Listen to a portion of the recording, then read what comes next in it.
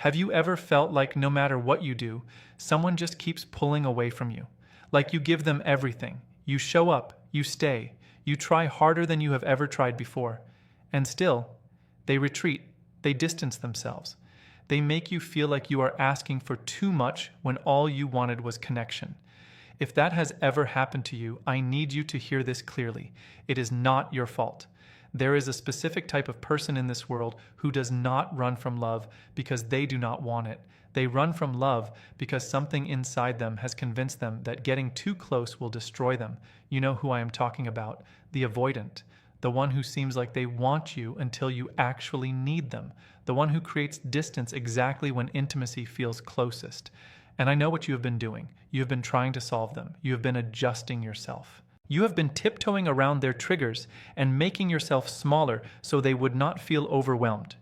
You have been waiting for them to see how much you care and hoping that one day they would finally choose you the way you have chosen them. But here's the truth that nobody tells you. Everything you have been doing to keep them close has actually been pushing them further away. Every time you have chased them, you have reminded their nervous system that closeness is dangerous. Every time you have tried to fix the distance, you have proven to them that emotional intimacy feels threatening. You have been trying to love them in a language that they cannot hear, and it has been breaking you. But what if I told you that everything you have been struggling with has been pointing you in the wrong direction? What if I told you that understanding what avoidants secretly find irresistible is not about changing them, fixing them, or waiting for them to finally be ready? It is about understanding a psychological mechanism so powerful that once you see it, you will never approach relationships the same way again. You are about to learn what actually makes an avoidant person feel safe. Not the things you have been doing, not the apologies you have been giving, not the space you have been pretending to need. No, I am talking about something far deeper, something that works at the level of their subconscious, something that changes the way your presence makes them feel before they even have a chance to think about it. See, human psychology operates in patterns, and avoidants have a pattern that was built over years of emotional protection. They learned early that needing someone was dangerous, that depending on another person meant risking abandonment, disappointment, or pain. So their entire emotional system rewired itself to reject closeness before it could ever become a threat. That is not a character flaw, that is a survival mechanism. And once you understand that, everything changes, because now you stop trying to love them through their walls.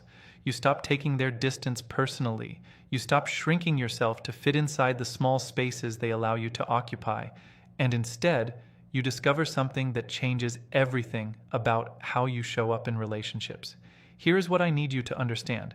What an avoidant finds irresistible is not something you do for them. It is something you become. It is an energy that their nervous system recognizes as safe before their conscious mind even engages. It is a frequency that makes them feel like they can finally stop running without losing themselves in the process. And the most powerful part? This same quality does not just work on avoidance. It works on every single person who has been emotionally hurt. It works on anyone who has built walls because the world taught them that vulnerability was dangerous. It works because it speaks to a part of human psychology that wants desperately to trust again, but has never found a reason to. So what is it? What is the specific energy that makes an avoidant person stop in their tracks and lean in instead of pull away? I am going to break it down for you. But not yet. Not until you understand why it works so deeply. Not until you feel why it is so powerful. Because if I just told you what to do, you would apply it like a technique. And techniques without understanding feel empty. They feel performative. And avoidance can sense that from a mile away. So stay with me, because everything I am about to share with you is going to shift the way you think about yourself, about connection, and about the power you actually hold in every relationship you enter. Watch the whole video. Do not scroll away, because the person you become after understanding this will be the person that right people cannot resist. And that version of you starts right here, right now. Let us go deeper. Here is what most people never understand about avoidance. Their nervous system is not broken. It is working exactly as it was designed to work. It was built to protect them from something they experienced long before you ever came into their life. And that protection has one single goal. Keep emotional overwhelm out. Keep their sense of self intact. Keep them from disappearing into someone else and losing who they are. That is the fear underneath everything. Not that they do not love you, but that loving you will cost them themselves. That getting too close will erase the boundaries they have spent years building. That needing you will mean they no longer know where they end and you begin. So when you chase them, when you need them, when you ask them to fill spaces inside you that you have not filled yourself, their system does not read that as love. It reads that as danger. It reads that as a demand for them to become your emotional anchor. And nothing makes an avoidant run faster than feeling like they are being asked to carry someone else's weight. This is where almost everyone gets it completely wrong. They think that showing love means showing need. They believe that connection means emotional reliance.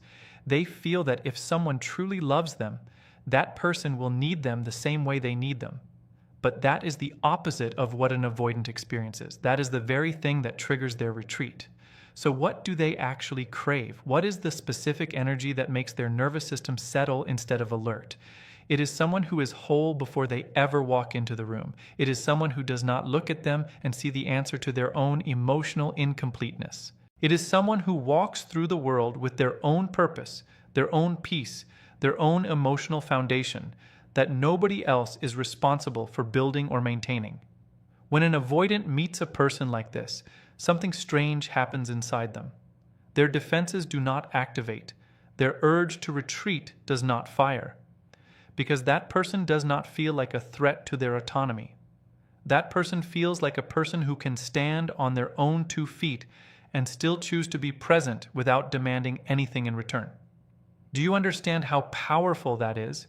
You are walking around with the ability to make another human being feel safe just by the quality of your own emotional foundation, not by what you say to them, not by how much you text them, not by how much you prove your love to them, but by who you have become on the inside. This is not about playing games. This is not about pretending you do not care when you do. This is not about withholding yourself to make them want you more. That is manipulation. And avoidants sense manipulation faster than anyone else because they have spent their whole lives reading people as motives behind their words. No, this is about genuine transformation. This is about building yourself into a person who does not need another human being to feel complete. This is about developing an internal strength that exists independent of anyone's presence in your life. And I need you to hear this because it will change how you think about every relationship you have ever been in or ever will be in. When you are whole, when you are emotionally solid, when you carry your own peace with you everywhere you go, something shifts. You stop asking people to be what they cannot be. You stop needing them to regulate your emotions, fill your emptiness, or complete you. You become someone who can be present with another human being without consuming them, without draining them, without making them responsible for your emotional well-being. That is what an avoidant feels when they meet someone like this. They feel safe. They feel like they can breathe. They feel like they do not have to choose between connection and losing themselves. And the most incredible part about this truth is that you do not have to change them to have this. You do not have to convince them to open up. You do not have to wait for them to finally be ready. You simply become the person whose presence makes them want to stay instead of run. This is where your power lives, not in trying harder, not in loving more, but in becoming someone who does not need anyone else to validate their worth. That is the energy that transforms every relationship you touch. That is the mindset that makes you irresistible to anyone who has ever been afraid of getting too close. And once you see this, you cannot unsee it, because it puts the entire control of your relational experience back into your hands. You stop waiting for someone else to choose you. You start becoming someone worth choosing. And that changes everything. Let me tell you exactly what an avoidant feels when they encounter someone who has done the internal work. Not in vague terms, not in generalities, but in the specific way their mind and heart respond to certain energy patterns. The first thing they notice is peace. Not the kind of peace that someone is performing, not the false calm of someone who is pretending to be unbothered. I am talking about the deep, grounded peace that comes from a person who has genuinely processed their own pain. A person who has sat with their wounds long enough to understand them. A person who does not carry unfinished emotional business into every new interaction.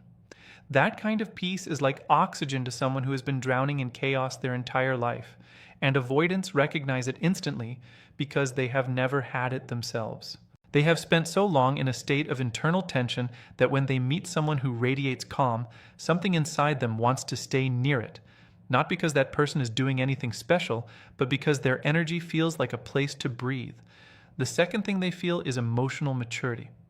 This is not about age. This is not about how long someone has been alive. This is about how someone handles their own emotions without projecting them onto other people.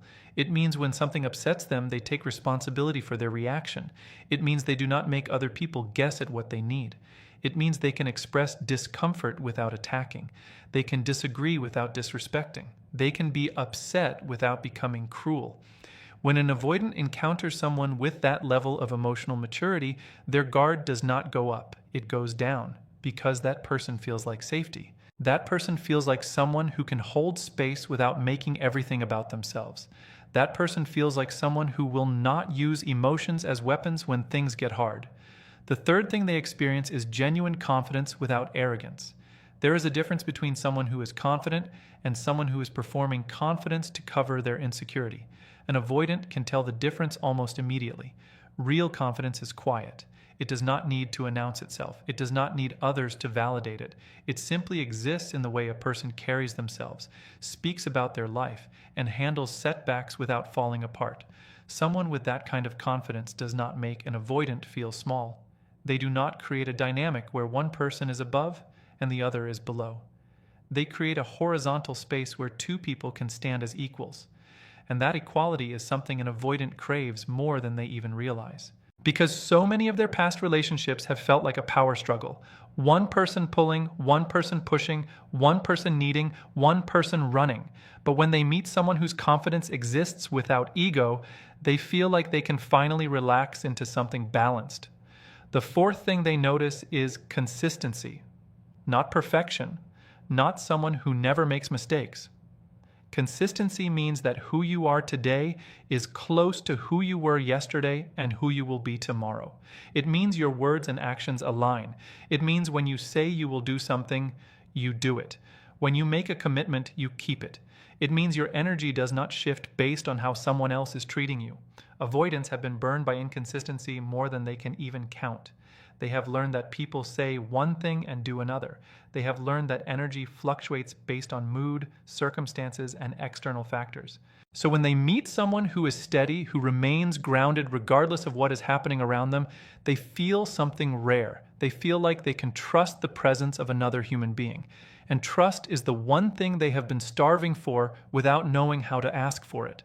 Now here's what I need you to understand about all of this. Every single trait I just described is something you can develop. They are not gifts you are born with or talents you either have or do not have. They are skills. They are choices. They are the result of doing the inner work that most people refuse to do. Most people want to change other people. Most people want to find the right words, the right approach, the right strategy to make someone else see their value. But the people who actually transform their relational lives are the ones who turn all that energy inward. They are the ones who do the hard work of becoming emotionally solid. They are the ones who build their own peace, develop their own maturity, grow their own confidence, and commit to their own consistency. And when they do that, something extraordinary happens. They stop attracting people who need to be fixed. They stop drawing in those who see them as a project. They start magnetizing people who are whole, grounded, and ready for something real. That is the energy that makes an avoidant stop running. Not because you chased them, not because you convinced them, but because you became someone whose presence feels like home. Let me ask you something. When was the last time you chose yourself? Not in the small ways, not in the ways that feel comfortable. I mean, really chose yourself. Chose your peace over someone else's chaos. Chose your growth over someone else's approval. Chose to walk away from something that looked like love but felt like self-abandonment. Most people cannot answer that question. Because most people have spent their entire lives adjusting, shrinking, bending, and performing to earn a place in someone else's life. They have made themselves smaller so others would not feel threatened. They have dimmed their light so others would not feel blind. They have buried their own needs so deep that they forgot they even had them. And those are the people who end up exhausted, confused, and wondering why the relationships that should have worked simply did not. But you are not going to be that person anymore. Not after today. Here is what I want you to understand about the energy you have been building through this entire video. It is not about attracting avoidance. It is not about making one specific person finally see your worth. It is about something far bigger than that. It is about standing in your complete power as a human being and letting that power filter everything you do, every connection you build, and every space you enter. When you become someone who has done the internal work, when you have built your own emotional foundation, when you carry your own peace with you everywhere you go, you do not just change your relationships, you change your entire existence. You stop looking for rescue. You stop waiting for someone to complete you. You stop treating every interaction as a test to pass or fail. Instead, you start moving through the world as a complete human being who happens to be open to connection rather than desperate for it. That shift is everything. That is the difference between someone who is always chasing and someone who is always choosing. And when you operate from that place, something incredible happens to the people around you. They feel it before they understand it. Their body responds to your energy before their mind catches up. They do not know why they feel so comfortable around you. They do not know why being near you feels different from being near anyone else. But something in them relaxes